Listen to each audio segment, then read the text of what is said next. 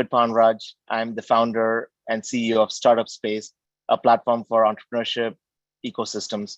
We work primarily with underrepresented communities across the US to help small businesses start better and start faster.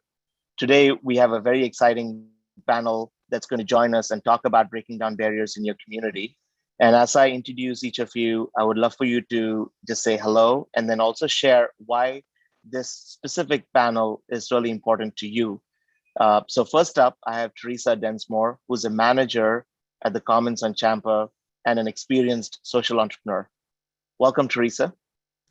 Thank you, David. It's great to be here. As David said, I am the manager of the Commons on Champa, and we are a nonprofit entrepreneurial hub founded in 2015 to grow the economic base of downtown Denver through entrepreneurship.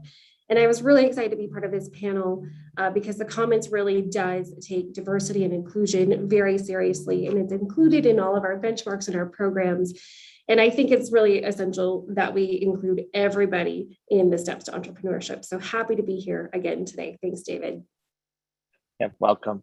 All right, so next up, we have Olivia Omega, who's the Denver Startup Week founder track chair and an advocate for diversity and inclusion, a branding strategist, and a co-founder at the Wallace Marketing Group. Welcome, Olivia. Thank you for having me.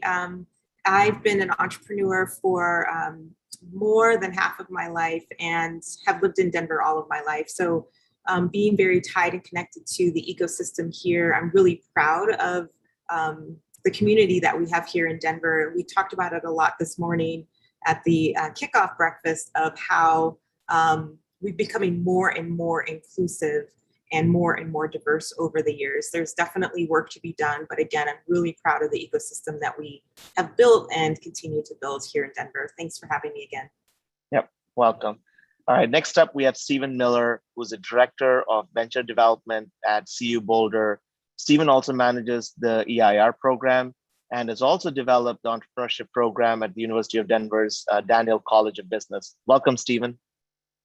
Thank you, David. It's a pleasure to be here. I'm so excited to participate today because it all starts with education. And if we create a foundation, that is truly equitable in our educational beginnings, those can grow into entrepreneurial endeavors, as we move forward. The other piece of what we do is commercializing technologies coming out of our labs. And again, to create better opportunities and more equity in those areas, particularly in the venture capital side of the equation, that's an opportunity. It's an area that, and I'm not saying just CU Boulder, but in our investment communities, it's an area we fail, but if we can do better, we have to do better. That creates the opportunity for true equity and inclusion across all of our groups. Yep, welcome. And then, and lastly, we have Diane Miles, who's an entrepreneur and Denver Startup Week DEI chair. She's also the founder and CEO of Dope Mom Life, a content creative agency that specializes in diverse and minority markets. Welcome, Diane. Hi, thank you. Yeah, I think to echo what Olivia said, definitely a lot of work has been done. Born and raised in Colorado and understand that a lot more work still has to be done, but we are on the right path and I am happy to be here too. Can you hear me okay? Okay. Yes, we can hear you great. Yep. So Diane, I'll actually start with you. I'd love to know a little bit about the Denver community and we'll talk a little bit about what diversity, inclusion, and equity means to you. But I also like to talk about why does this matter? Why does this work that's really hard and the work that you've done to date, why does this matter? Yeah, well, I'll start with why it matters. First of all, right, we don't live in a world where there's just one type of person. And I think even the box that has been created of what the standard is doesn't even fit the people that are supposed to fit into that box. You're not able to bring your whole self into certain spaces when, they have that checkbox that we're all supposed to live up to being. And then some of us that just are the exact opposite of that and can never be that. We also understand that diversity breeds innovation, and it largely impacts the bottom line. And so when we don't allow people to bring, like I said, their whole selves into this ecosystem, we're missing out on what could be the next, I hate to put a name on it, but what could be the next Steve Jobs, who doesn't look like Steve Jobs, who looks like me, or who looks like you, or who looks like people that aren't that standard. And so I think, like, when we talk about that, we're missing a large piece. Sorry, I'm down here at Denver Startup Week headquarters. So I was like, let me try to find a place, and it's loud. You're, by the way, your audio is clear. Don't worry about it. We can hear you just fine. Yeah. Okay, perfect. And then, what diversity, equity, and inclusion really means to me, is just that like, when you're looking around at a table full of people who are helping you be innovative and bring new things into Colorado specifically, like, do they all look like you? Do they have the same lived experience as you, the same backgrounds as you? And are they comfortable enough to articulate their lived experiences without being judged? And can they be who they are? Is the culture exclusive, or is it inclusive? Can they bring the food from their communities into the workplace and not have microaggressions be placed against them? But I think that the next step forward is really that racial equity that we have to start looking at. So it's getting past just that DE&I, which a lot of us do, and really getting into that racial equity and what does that mean to really allow people to be who they are, and create based off of that. Yeah, and today we have a diverse panel, so I'd love to get all of your perspectives on all these questions, because I think we all bring this unique worldview and our lived experiences, I think, that can inform and make this a really rich conversation. So Teresa, I'll throw it up to you next. Why does this work matter to you? Sure. And Diane, I completely agree with everything that you've said, the lived experience that I always get upset when people try to put me in a box, or I have to take a personality test. And I feel like I'm so much more than what these things say.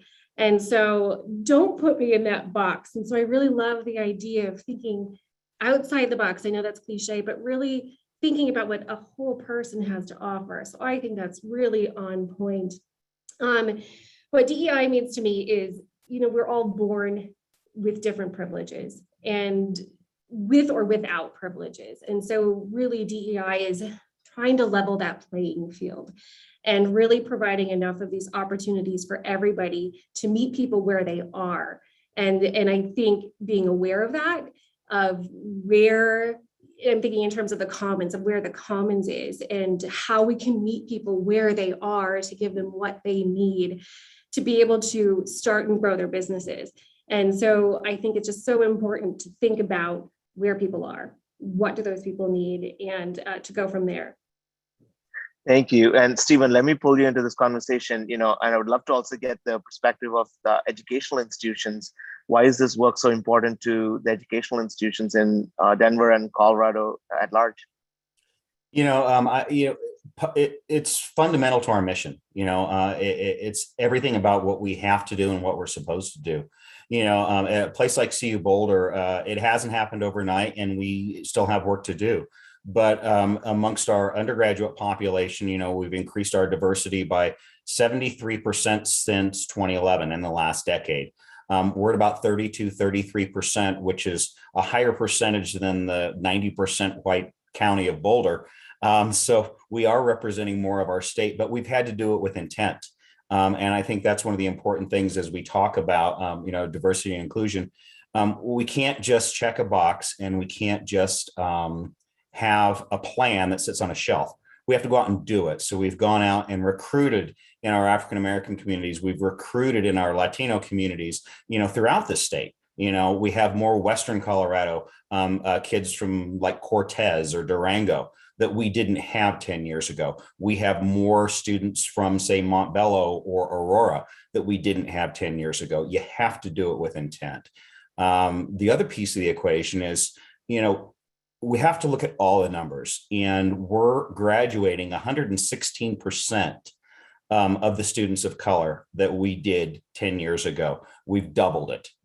That's the kind of metric we need to do. So not only do we need to get them in the door, we need to take care of them, and we need to inspire them. And if they're inspired and they're engaged, especially the entrepreneurial students, they stick around and they graduate, and then who knows what they're going to create next. Yep.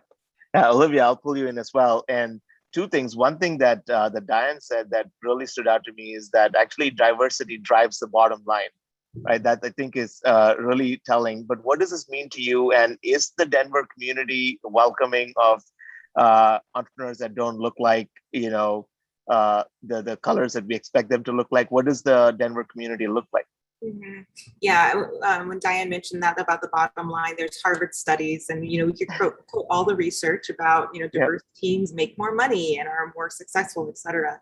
I definitely think that the Denver entrepreneurship and startup community is welcoming. What the Denver entrepreneurship and startup community has to continue to work on, and this is all communities, this is in the workplace, et cetera, is understanding it's going to take more time and it's going to take more effort. So we can say we're welcoming all we want. And this is the difference with saying all are welcome here. All are welcome at the Commons. All are welcome at Denver Startup Week. But until we start to say, but I want you here, and then reaching out to do that, then saying all are welcome isn't quite enough. So Denver has definitely gotten the all are welcome message down. And over the past 5 years, I've seen the shift and I've seen the difference of beyond all are welcome to we want you here. And the other thing that takes is it takes us taking the time and effort to not just reach out to our own personal networks and our own buddies and our own people we went to school with and et cetera, because then we start to pull in the same people. And I have this story that I tell a lot, but I think it's really important that my first year at Denver Startup Week was about 8 years ago, and there was no one that looked like me, and no one even the same age or gender or ethnicity. And so I felt like this event was put together for not me.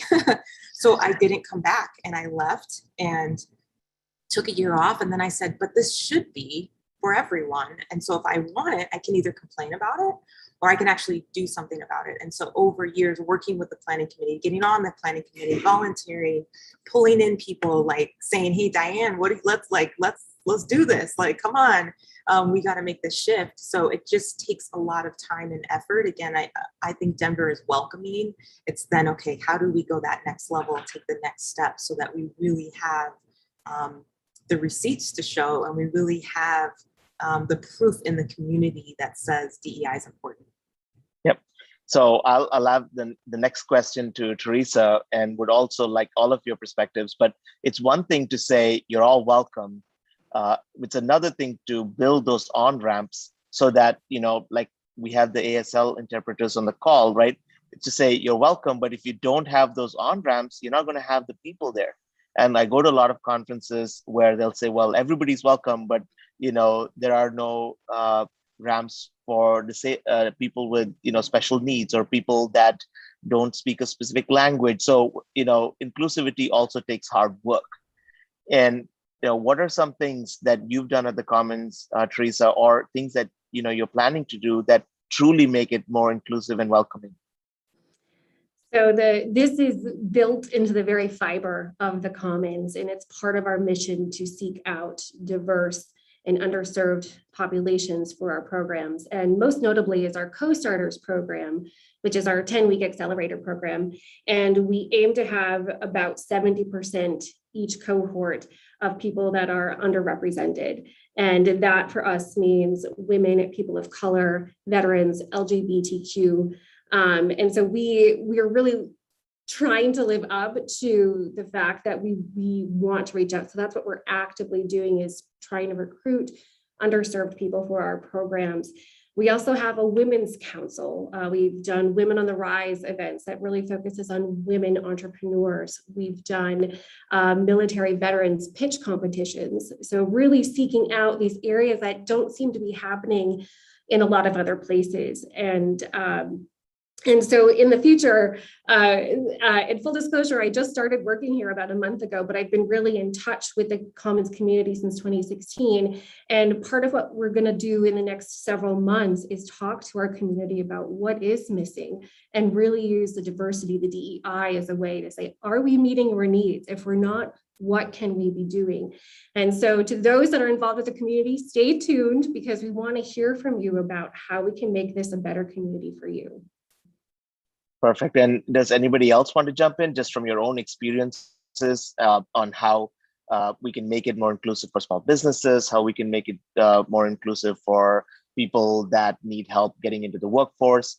Any other thoughts? I'll jump in here. Something that Stephen mentioned as we were coming on before the webinar started is just a lack of funding and kind of the astounding numbers, low numbers of funding for people of color and women. And so anytime we want to be inclusive and, increase representation, we come up with programs and things like that. But at the end of the day, if we really want to make a change, we really have to address that underlining root, the need of financing. I love that our colleges and universities are, and thank you again, Stephen, for mentioning that, the graduation rates of people of color doubling. And so we're filling this pipeline of really amazing, great talent, whether that be for the workforce or for entrepreneurship or both. But we have to address that, the money, the lack of funding, the need for, VC support, et cetera, for those underrepresented communities, or we won't see them thrive at the end of the day. I'd like to tag on to that if I can, David. You look at the investment and we need more success stories. And some of you may be familiar with Harlem Capital, but they started a fund roughly 2 years ago. Their first fund was $40 million. And, it just goes to show, success breeds success, and we need to build on the success of our diverse communities. Their second fund, which, recently closed, was oversubscribed. Their target was 100 million. They hoped to double it, a little bit more than double it. Their cap was 125 million, and they raised 143 million. And that's from people from all different backgrounds. It just goes to show it doesn't have to be a 93% white world, which is what venture capital is. But you look at the success of Harlem Capital, and we need 10 or 20 or 30 more of those. And then we'll start moving that needle, and then the opportunities, will come. When, 93% of the people sitting in that general partner, managing partner chair aren't white men in California or Boston, that will start changing things. And Harlem's the tip of the iceberg, but it's just an example. I mean, they almost tripled their capital raise. We can do that again, and we have to be committed to it. Yep. Diane, do you want to jump in as well? Yeah, I just wanted to bring in a couple points, and Steve, thank you for that, because that is so important when we start talking about like who is providing those resources and where are they coming from. And the one thing, I want to add to this conversation is, we hear a lot about race and disadvantaged and all of these titles that they put over us. And we have to stop looking at communities, not white communities, as colors and privileges or not having privileges. They're powerful, intelligent, brilliant, beautiful humans that have been denied the access and the opportunities and the resources. And it was created strategically that way. And so when we start talking about communities that aren't white communities, we have to start looking at them and speaking about them from an asset-based lens. And then we also have to look at who is at the table, right? Like Olivia said, she was like, let's bring Diane in. And Diane had been trying to volunteer with Denver Startup Week before that, right? But like, I'm a bit radical and I get that. And that's who I am. I own it fully. But now we see more people of color attending Denver Startup Week, right? Like Olivia said, there's been progress, but it's like creating events that are for us, by us, or we want to be there, but it's also very inclusive and everybody should be there. So it's not saying come support this Black business when we wouldn't say that about a white business, right? We would just say, we're having a kickoff event at this business. It's the same thing. We're not charity. We run functional businesses that provide great services, food, whatever you need. We provide those things, and it always starts with the color. So we have to change the way we speak about our communities, how we engage them, and then making sure that we're creating stuff that even serves them. Are we polling the communities that we want to serve, and are we doing it right? And then do we have the people in those places to serve them that they're comfortable with, that are safe spaces and places for them to come and engage with you? And until we make sure that both ends of that table look like what we want to bring in, right? Like sorry, I get like a little passionate, but I That's think okay. It's an additional piece of like what we need to be doing to make sure that we're creating true equity. Yep.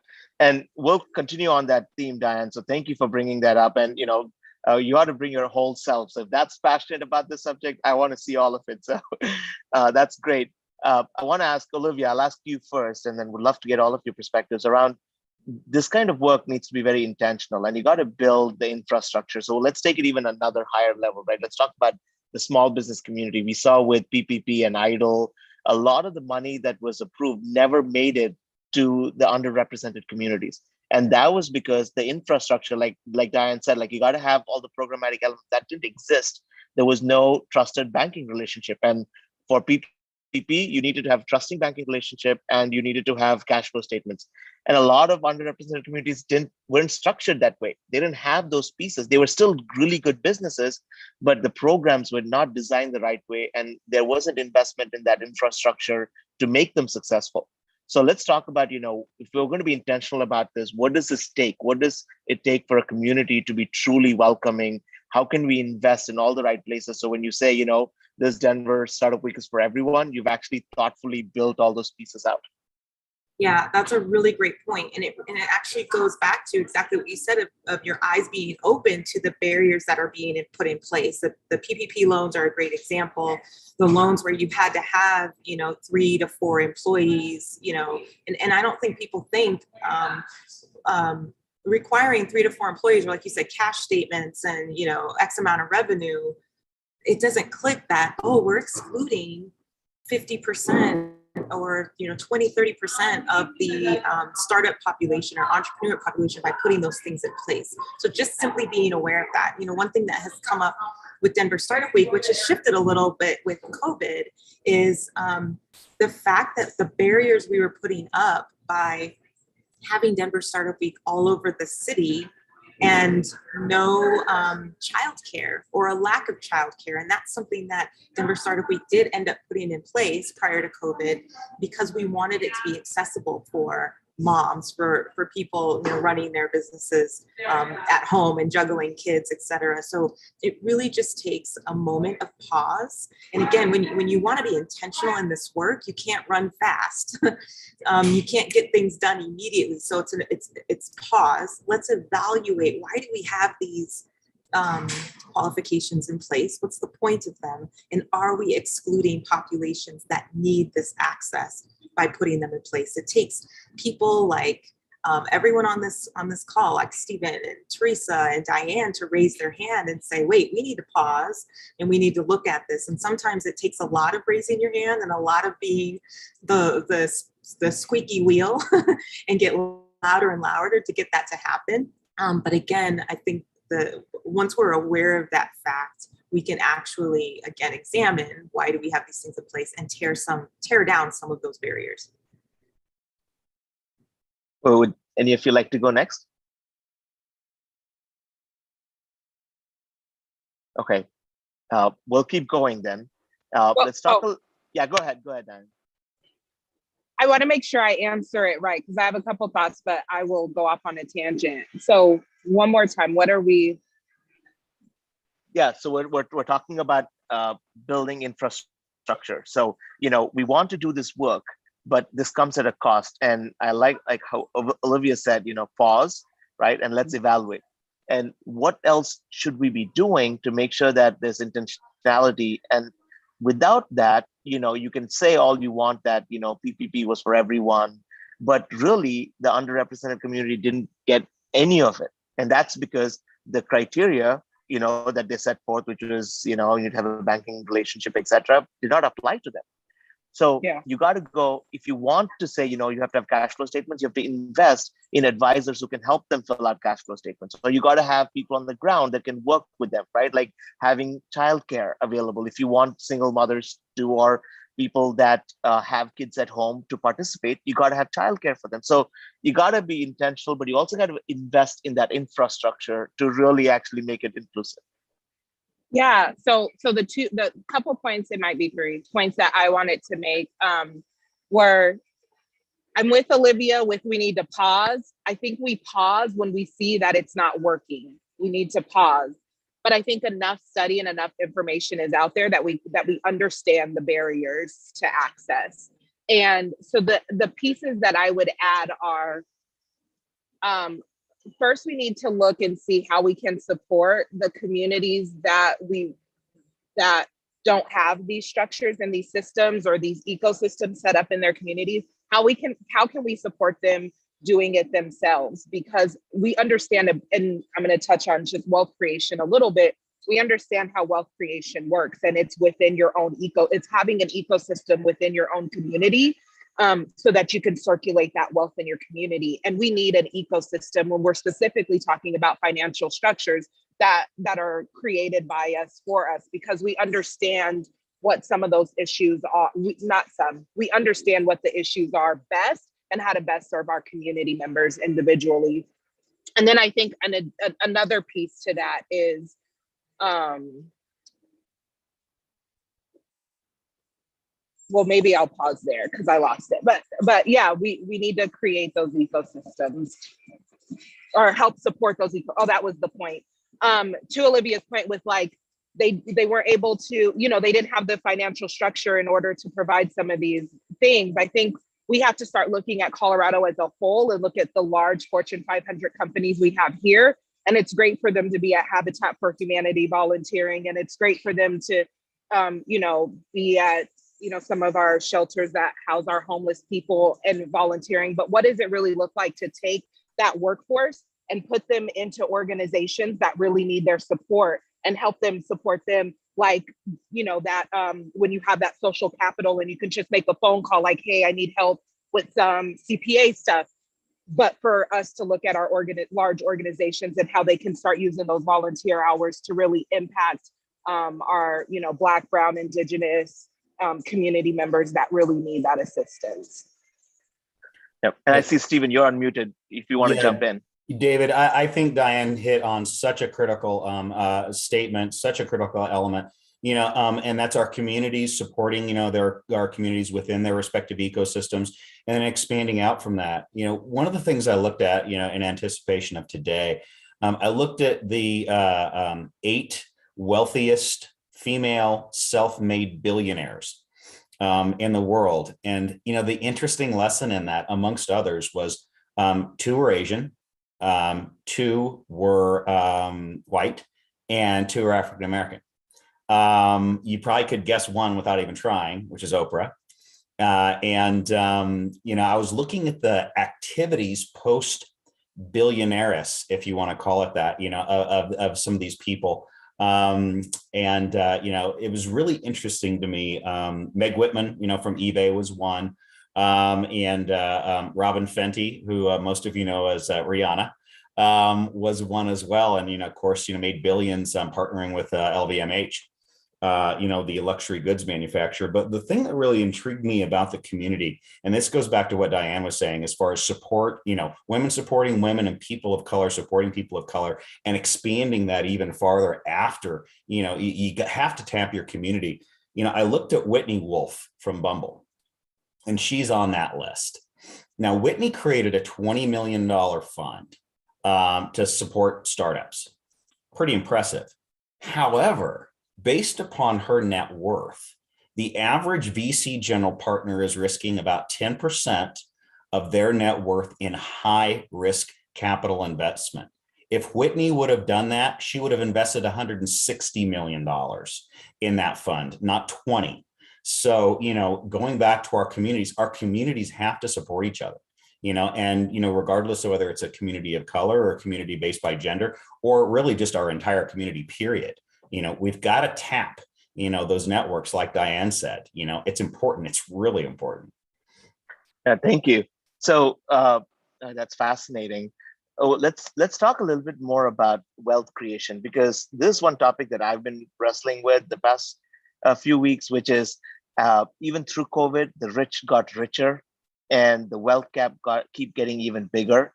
As we talk about diversity, equity, and inclusion, at the end of the day, we're talking about wealth creation and helping people break generational poverty, because wealth creation also helps with autonomy and the ability to make your own choices.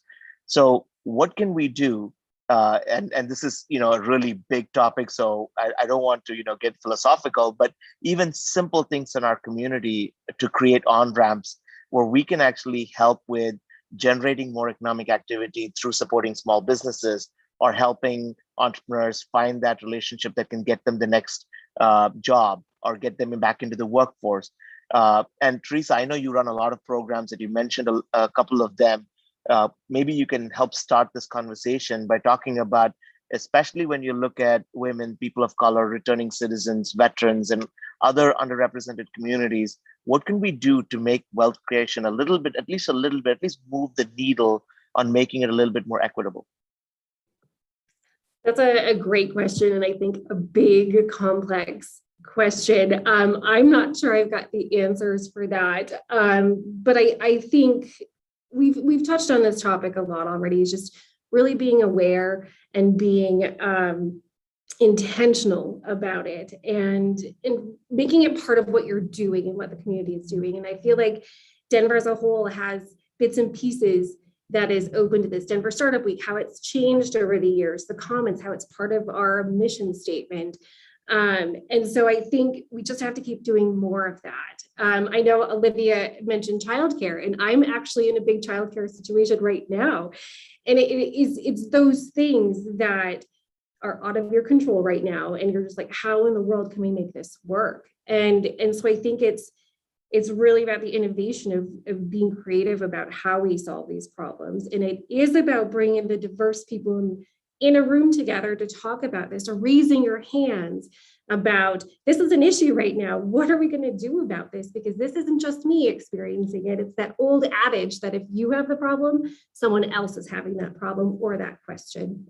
And so I think it's really, I'm all about talking to people and hearing what they need. That's kind of my MO of what I've been doing, and I think what the Commons has been doing, and what we're going to be trying to do moving forward, is getting these diverse people in the same room, talking about, this is what we've been doing. And I think a lot of things have been done with really good intentions, but you've got all these other things that you haven't thought about, like Olivia was saying, getting around the city, not having childcare. And you think like, wow, you get to explore the city by going to all of these different sessions, but it's those unintended consequences that you're not aware of until it happens, or until someone raises her hand. And so I think it's just more of this very intentional talking and asking and being open. I think that's a big part of it too, is understanding where we are and that we don't have it all set. We don't have it all right. And so in the Commons world, it's really about what can we do better, and just talking about it, getting the conversation going. Did Olivia, Diane, or Stephen want to jump in?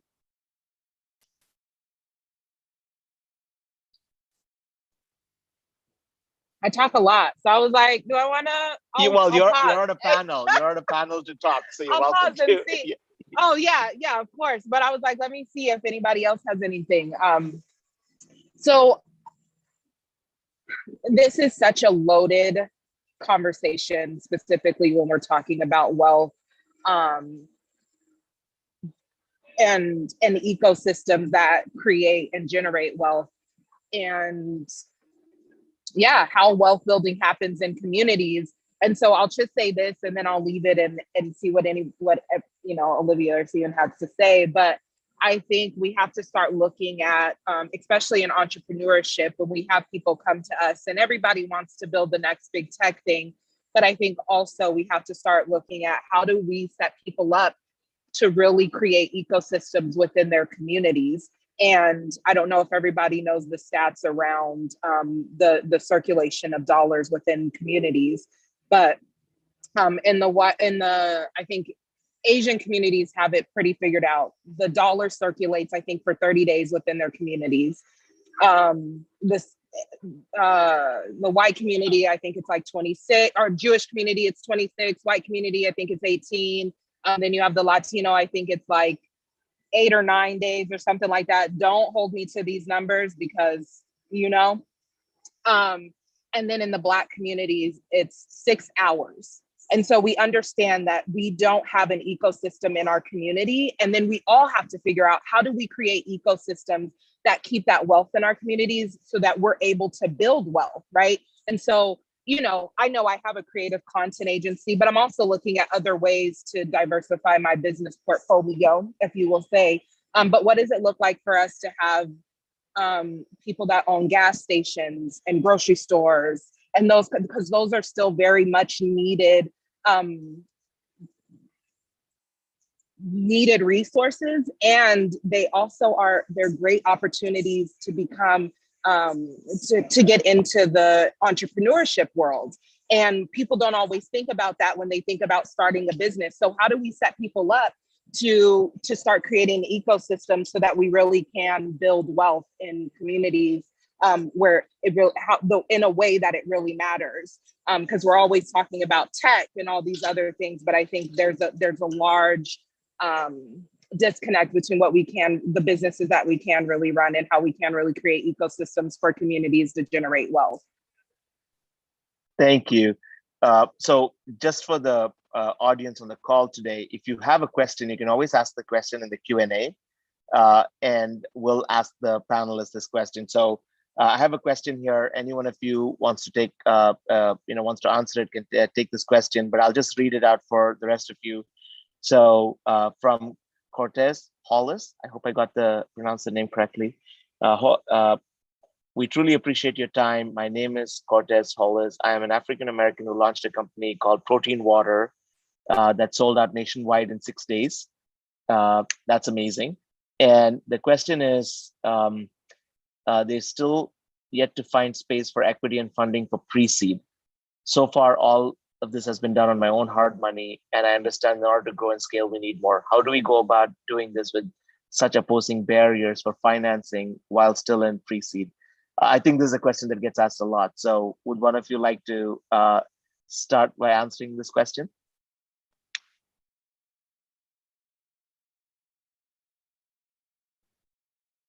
It's really tough. This is really tough. And I wish, Cortez, I wish I had an answer for you. And if I had an answer for you, I'd have it for myself and for all of the entrepreneurs I know that struggle so deeply with this. And so this isn't necessarily an answer, but definitely a need. I know that these sorts of conversations, when you're going in for pre-seed money, you're going in for Series A, and you're pitching, whether it's, VCs or, whoever, something that I've learned over the years, which was mind-blowing, is a lot of those conversations have already happened. So while this is my first time presenting to you, my competition, hung out with you on the golf course, and they had lunch with you, the week before, and then their dad hooked him up with a contact that he knew from school, from their Ivy League, degree, and all of these different things are happening. And so then we find that people of color or underrepresented communities, I didn't go on the golf course and able to plant those seeds and build a relationship. I don't have someone that can call in a favor, or a parent who knows so-and-so at so-and-so to give me the name. And so a lot of times those barriers, it starts to feel like they're out of our control and kind of to throw our hands up. But that just, to me, stresses the importance of building relationships and getting visibility, whether that's us as business owners getting visibility on a more personal level for those with money, or those people who, in this, I talk about allies who have wealth, to help bring up and give visibility to those that don't have visibility. One thing, and I again, I apologize. I know I didn't directly give you the answer. But one thing I do want to throw out there, if y'all have not seen the movie, The Banker, I want to give that as homework. It's an incredible movie. It has Anthony Mackie, Samuel L. Jackson, and it was launched last year. But it's based on a true story, and talking about two African-American men who learned as much as they can. One was a shoe shiner.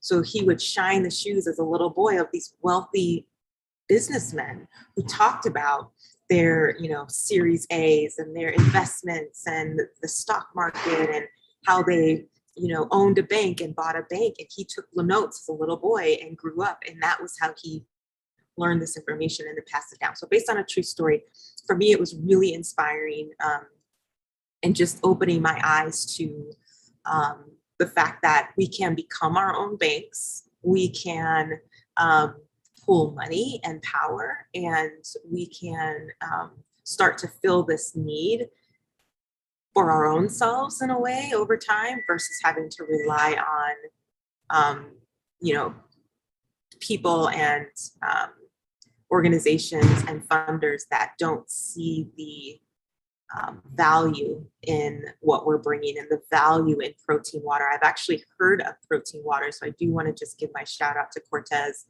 Keep working hard, don't give up, and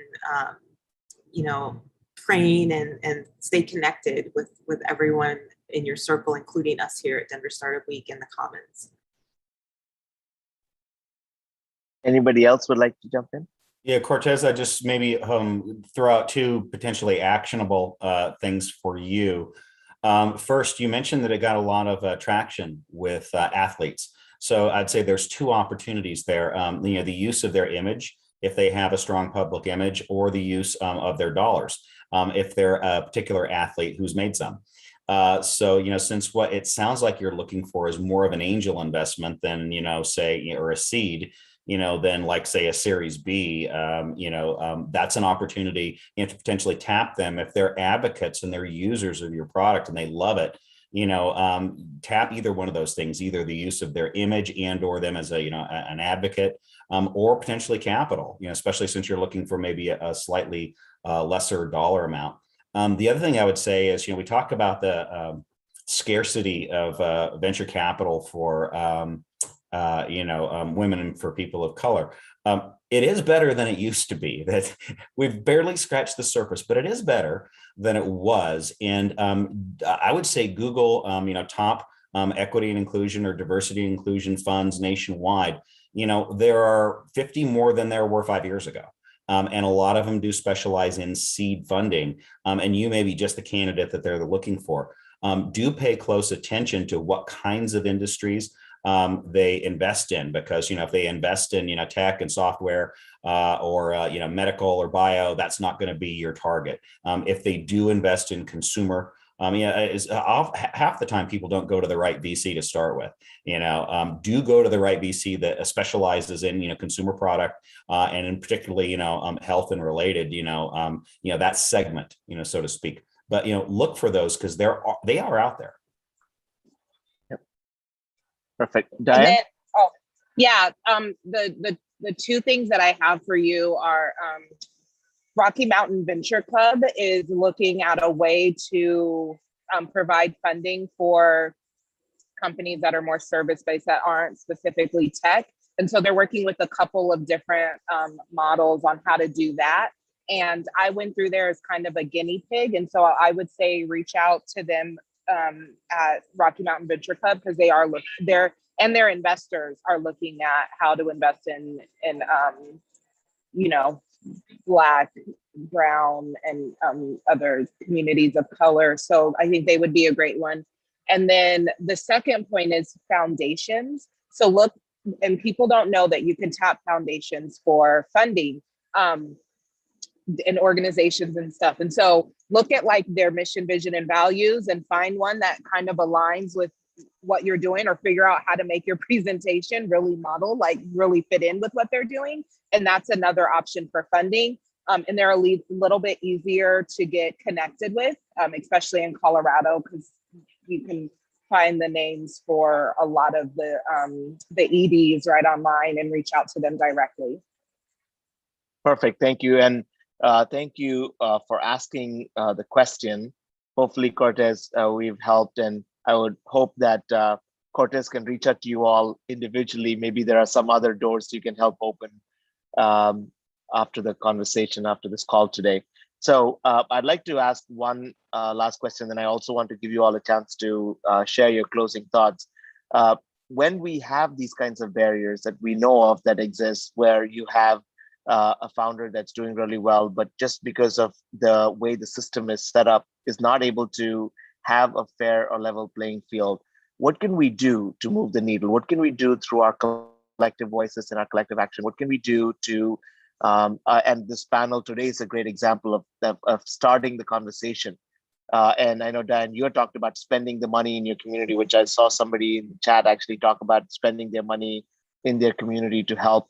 But what else can we do to move the needle? And then along with that, I also wanted to, if you could share some of your closing thoughts around the work that's happening in Denver, the work that's happening with Denver Startup Week, and then we can close the panel. So yeah, so is there anything we can do collectively to help some of these barriers that we're all aware of, but we don't seem to be seeing much significant change happening?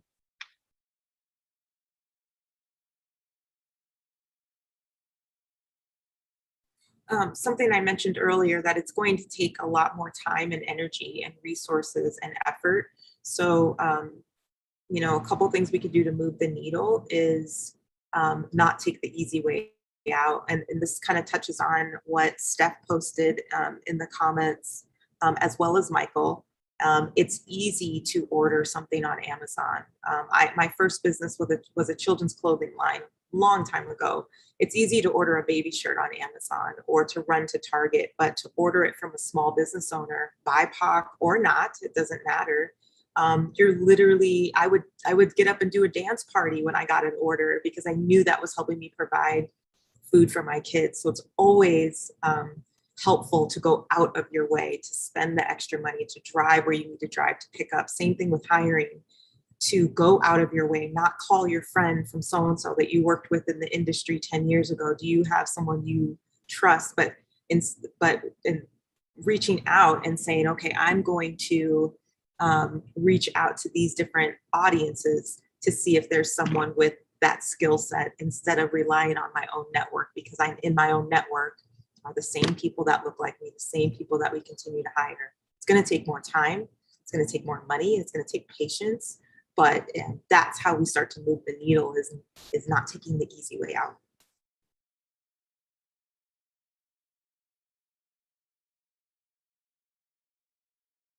Teresa, you want to go next? Sure. I was just thinking of things that are actionable. And I think one of the best pieces of advice ever given to me was advocate for yourself. And I believe that can be very difficult in some situations. But I tend to be one that just goes with the flow. And well, this is a hardship, I'll deal with it.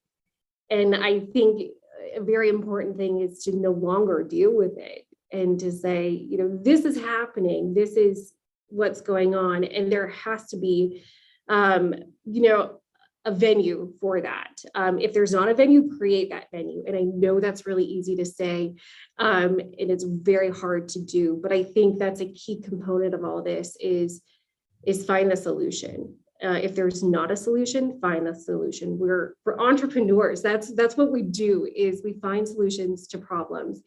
And I think when you're experiencing something, again, other people are likely experiencing this too. So be part, again, very cliche, but be part of the solution. I think sometimes, you can just go through all the things that are wrong and these things that aren't working. And then to turn your mindset a bit to say, well, what can make this work? What can I do to make this work? So I think an actionable thing that each person individually can do is be an advocate for what you really need to make things work for you. Thank you. Stephen? I've kind of contemplated this a lot, and this is actually, I guess, my closing comment.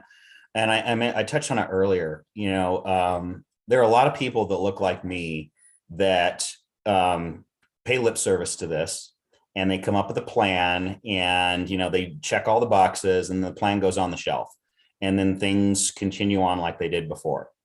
And if we're going to succeed, it takes all of us, and it has to happen continuously, and it has to happen with intention.